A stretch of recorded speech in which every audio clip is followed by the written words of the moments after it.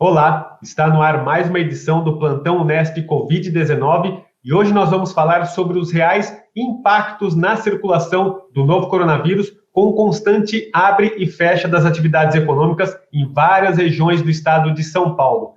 Quem conversa novamente com a gente é o chefe do Serviço de Infectologia do Hospital das Clínicas da Faculdade de Medicina do campus da Unesp em Botucatu, o professor Alexandre Naime Barbosa. Professor, mais uma vez, obrigado pela sua participação. Olá, Júlio. Olá, todo mundo da TV Unesp. Sempre um prazer estar com vocês. Professor, a quarentena e o isolamento no estado de São Paulo começou oficialmente lá em 24 de março, né, quando o governador João Dória anunciou as medidas. De lá para cá, têm sido feitas avaliações constantes, semanais ou quinzenais, pelo governador, com base em um comitê científico que se utiliza de informações científicas, de pesquisas, um comitê muito qualificado, para se determinar o que abre, o que fecha, qual região do estado avança de fase e permite uma maior flexibilização, qual deve recuar. Passados aí mais de 4 meses desse vai e vem, qual é a avaliação que a gente pode fazer no real impacto na questão da circulação do novo coronavírus neste vai e vem das atividades? Para ter uma avaliação crítica do planejamento de enfrentamento estadual da Covid-19, é importante lembrar que trata-se de uma epidemia muito dinâmica. Ela depende de fatores sociais ligados à circulação do vírus, a questões que são também relacionadas a atividades que são comuns da população no dia a dia, como atividade econômica, lazer, ensino, e que, portanto, quando as pessoas falam do ponto de vista negativo do tal vai e vem, na verdade, o vai e vem ele é necessário. Um plano de enfrentamento da Covid-19, ele tem que ser, por definição, bidirecional. Ele tem que, em algum momento, relaxar, flexibilizar, e em outros momentos endurecer, tornar mais rígido, porque ele vai acompanhando a dinâmica de transmissão do vírus. E, principalmente, é regida por questões em que você não consegue um controle efetivo, um controle 100%. Então, foi-se criado o Plano São Paulo, que é ludicamente representado através de cores, de fases, em que você tem desde a fase vermelha, que seria de mais extrema rigidez, passando pela fase amarela, a fase laranja, a fase verde, a fase azul, que seria a fase azul, o antigo normal que a gente conhecia. E ele pressupõe, ele tem dentro dessas fases uma série de regras que levam em consideração o número de casos novos, o número de pacientes que são internados, o número de óbitos, os leitos disponíveis para internação, tanto em enfermaria quanto para UTI, e cada um dessas variáveis tem alguns pesos e existem algumas regras para os municípios e para as regiões migrarem de uma fase para outra. Fato é que é um plano que tem sua validação científica, tem a sua explicação científica, mas que está sendo colocado em prática pela primeira vez, assim como tudo na Covid-19, é uma nova experiência. E ele não é perfeito, nenhum plano, nenhum tipo de estratégia, nenhum protocolo, como gostam de falar por aí, ele é perfeito na Covid-19, porque está sendo testado real time pela primeira vez esse tipo de estratégia. Nunca foi pensado, nunca foi feito nenhum planejamento, até porque ninguém previa esse tipo de pandemia por esse patógeno específico, que, aliás, é bastante desconhecido, nós estamos aprendendo dia a dia sobre ele. Então, em resumo, o Plano São Paulo de enfrentamento e esse vai e vem e toda essa questão de relaxamento, de afrouxamento e, às vezes, de enrijecimento é necessário para que a gente possa, com calma, entender a dinâmica de transmissão e, com isso, evitar novos casos e exposição de pessoas suscetíveis e mais óbitos ainda. Então, ele é o que nós temos para hoje, tem que ser aprimorado, sempre tem que ser melhorado, mas também não se pode ter a ilusão de que ele poderia ser construído de uma melhor forma, porque é uma experiência que nós estamos vivendo pela primeira vez. A gente sabe, como você falou, professor, que é um vírus muito dinâmico, né? Por isso a necessidade de se avaliar constantemente. Mas dá para a gente falar que ainda não atingimos, pelo menos aqui na nossa região, no interior, né? Bauru, Botucatu, a gente ainda não atingiu o pico, Ou é possível fazer alguma avaliação nesse sentido? Não, a única avaliação que dá para ser feita seria se a gente tivesse uma bola de cristal. É impossível predizer o futuro, pois, como eu já comentei, é a primeira vez que nós estamos enfrentando esse patógeno específico. Não se configurou, como a gente imaginava, aquele modelo de transmissão, aquele modelo de epidemia, de um pico e depois de uma queda abrupta. Isso foi proposto por conta de modelos de outras doenças, mas, pelo menos aqui no Brasil, não foi isso que aconteceu. Nós tivemos um número muito grande de casos e de óbitos, e agora esse número de casos e de óbitos se mantém bastante alto. É lógico que eu estou falando do país como um todo, regionalmente existem diferenças, existem cidades ou regiões que esse número está caindo, mas se a gente olhar o país como um todo, ele se mantém num platô, num nível constante muito alto. Aqui na nossa região, a gente também tem diferenças de cidade para cidade, de município para município, mas o número de óbitos, o número de casos novos se mantém também relativamente estável. Portanto, o futuro vai ser analisado daqui a alguns meses, a gente não sabe o que está acontecendo. Pelo menos a gente teve tempo, a nossa região, Botucatu, Bauru e outras cidades do interior, de se preparar minimamente em termos de leitos de enfermaria, leitos de UTI, para que não houvesse uma falta desse aparato de saúde, que é muito importante, no atendimento de pessoas, tanto pacientes hospitalizados com Covid grave, quanto pacientes com Covid crítica, são aqueles que vão para leitos de unidade de terapia intensiva. Dentro desse contexto, professor, de retomar algumas atividades e recuar, de fazer todo esse diagnóstico semanalmente, existe também uma preocupação por parte das autoridades de saúde com a questão até psicológica das pessoas, que de repente ficam muito presas em casa e ora elas podem sair com um pouco mais, né, de não liberdade, mas podem ter mais acesso a alguns serviços, ora elas não podem. Como que fica essa questão psicológica das pessoas neste momento também? E a gente sabe, né, que desde o início da quarentena, na verdade, o isolamento por parte das pessoas, da população, de um modo geral, nunca foi o ideal, né? Muitas, obviamente, tinham que ir para as ruas trabalhar, mas muitas não atenderam as recomendações médicas, né, sanitárias. O que dá para a gente falar dessa questão da população e também da questão mental das pessoas? O que a gente pode dizer é que devemos evitar os dois extremos. Então, a saúde mental na pandemia Covid obviamente, uma das sequelas que nós vamos ver a médio e longo prazo, e existe os dois tipos de espectro polarizado.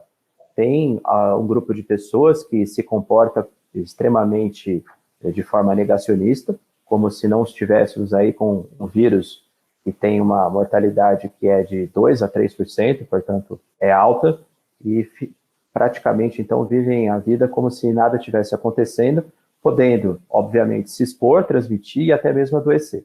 Por outro lado, também, existem aquelas pessoas que ficaram atemorizadas de forma bastante intensa e que acabam tomando medidas que são acima do necessário, e o que nós precisamos, portanto, é de equilíbrio.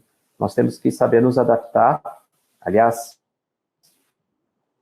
a ciência sempre disse isso, né? Quem é o melhor é aquele que sabe se adaptar. Nós temos que se adaptar ao novo ambiente. Esse novo ambiente é um ambiente que nós temos que tentar voltar às atividades que são essenciais, e isso obviamente leva a uma reflexão, a uma ponderação importante do que é essencial ou não, e também fazendo essas atividades com as melhores medidas em termos de proteção para minimizar o risco de transmissão. Então, seguindo basicamente 4 regras, que são: ao sair de casa, ao me expor a pessoas que não são do meu núcleo domiciliar ou do meu núcleo familiar, fazer sempre o uso de máscara. Aí é o segundo ponto.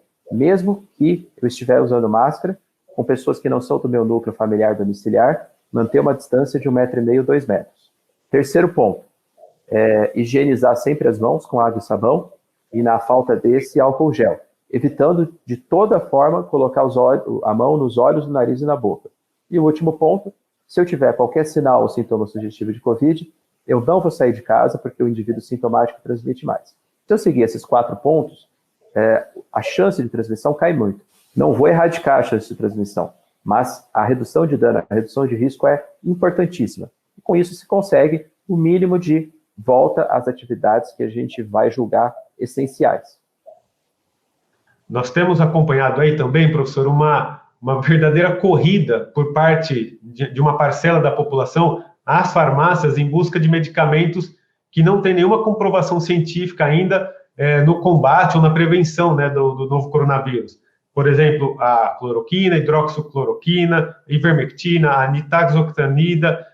Quais são os riscos que essas pessoas que consomem esses medicamentos sem necessidade estão correndo? E o quanto também o consumo desses medicamentos pode estar ligado, de repente, a uma pressão do mercado, dos laboratórios, ou mesmo de parte da classe médica aí que, de repente, tem receitado esses remédios sem necessidade. O que aconteceu, infelizmente, foi um grande volume de informação que pode ser dividida em pseudociência, ou seja, falsamente revestida de embasamento científico, e também de muita fake news. E como você bem colocou, muitas vezes, inclusive, por médicos. Então, várias terapias foram propostas desde o começo da pandemia, e é bom que fossem propostas para que a gente pudesse fazer os ensaios clínicos randomizados, os estudos para verificação se essas estratégias terapêuticas funcionassem ou não. Você citou aí a hidroxicloroquina, cloroquina, que nós já realizamos estudos, ensaios clínicos randomizados em paciente hospitalizado, em paciente grave, e já se mostrou inefetivo. Estamos em andamento agora aqui na Unesp, numa coalizão muito grande com mais de 40 instituições do Brasil todo, com o estudo Coalizão 5, que avalia a hidroxicloroquina em paciente leve, Covid leve. Lembrando que o ensaio clínico randomizado é aquele estudo científico com maior nível de evidência científica, compara a droga em questão, a medicação que você quer analisar, versus o placebo.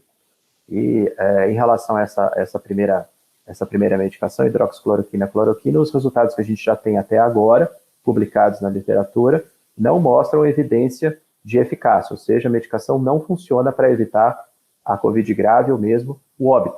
Tanto é que a Sociedade Brasileira de Infectologia, a Sociedade Brasileira de Pneumofisiologia e muitos outros órgãos, como a Organização Mundial de Saúde, a Anvisa, o Center for Disease Control, CDC de Atlanta, não recomendam o uso de qualquer terapia baseada em hidroxicloroquina e cloroquina. Pior que essa medicação em termos de falta de evidência é a ivermectina, a nitazoxanida, que não tem nenhum estudo publicado em seres humanos, tem alguns ensaios clínicos em andamento, mas a expectativa é bastante baixa devido à dose dessas medicações para alcançar um efeito que foi verificado in vitro. A dose que se precisa fazer em seres humanos é extremamente alta e possivelmente isso não vai ser atingido.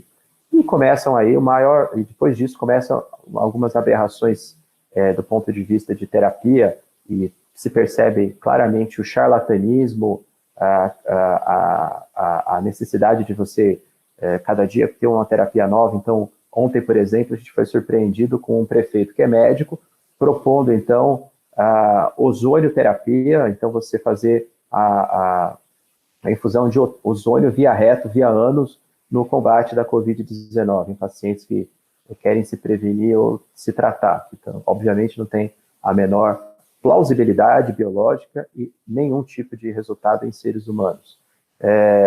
Cânfora, chá de alho, chá de boldo e essas receitas, esses tratamentos que beiram aí o charlatanismo, o curandeirismo, acabam se propagando, causando muita desinformação, porque o principal efeito colateral dessas medicações é levar a uma falsa sensação de segurança. A pessoa que está usando acha que ela está protegida ou que ela está tratando a Covid, quando na verdade não está, porque não tem eficácia comprovada.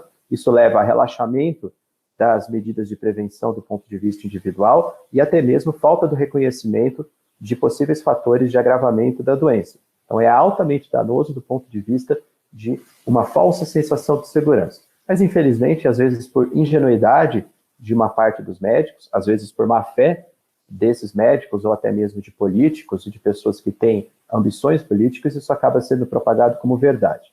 Felizmente, nós temos uma universidade forte, formada por docentes com, a maioria deles, com compromisso ético e científico com a verdade, e também sociedades científicas imbuídas desse espírito, como a Sociedade Brasileira de Infecto, a de Pneumologia, e nós travamos uma luta aí diária para informar a população. Para a gente encerrar, professor, no momento em que o Brasil ainda continua contabilizando centenas de mortes todos os dias, milhares de novos casos, no momento em que as pessoas, muitas já abandonaram, mesmo aquelas que de alguma maneira seguiam as regras, como você citou, todas as medidas, muitas delas já abandonaram essas medidas. Que recado que dá para a gente deixar para a população neste momento? O recado para a população é: seja responsável. Nós sabemos quais são as medidas que são efetivas na prevenção da transmissão e da aquisição do SARS-CoV-2, que é o vírus causador da Covid-19. Nunca se esquecer dos 4 passos. Ao sair de casa, sempre usar máscara. E sair de casa sempre para atividades essenciais. Ao sair de casa, mesmo com máscara, em contato com pessoas que não são do meu núcleo familiar domiciliar, distanciamento de 1,5 m, 2 metros, com máscara. Terceiro ponto, higienizar sempre as mãos com água e sabão, ou álcool gel, se não tiver água e sabão disponível, evitando o contato da mão com o olho, nariz e boca. E o último ponto, se eu estou com qualquer sinal ou sintoma sugestivo de Covid, febre, dor no corpo, dor de garganta, espirrando, tossindo, não saio de casa, porque o indivíduo sintomático vai transmitir com maior facilidade. Nesses casos, procurar atendimento médico, primeiro, para um diagnóstico correto, segundo, para as medidas de alerta em relação à evolução para a Covid grave. Está certo, professor. Recado dado. Mais uma vez, professor Alexandre Naime Barbosa, da Faculdade de Medicina da Unesp em Botucatu. Muito obrigado pelos seus esclarecimentos aqui com a gente. Foi um grande prazer, Júlio, e todos da TV Unesp. Fico à disposição sempre.